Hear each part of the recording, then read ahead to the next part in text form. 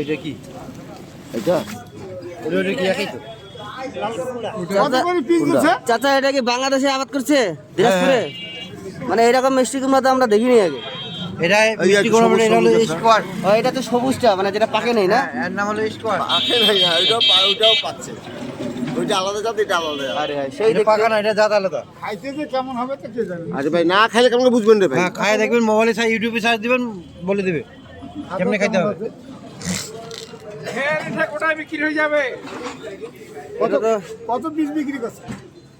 বিক্রি এটা কেমন মিষ্টি কুমড়া আপনারা আগে যারা দেখছেন দেখে থাকলে অবশ্যই জানাবেন। এটা তো ভালো বোধহয়। স্কোয়াশ। এটা মিষ্টি কুমড়ার নাম কি? স্কোয়াশ। স্কোয়ার স্কোয়ার না, স্কোয়াশ। স্কোয়াশ। ও আচ্ছা, এটা মিষ্টি কুমড়ার নাম কি নাকি স্কোয়াশ? খালি সস্তা, খালি সস্তা।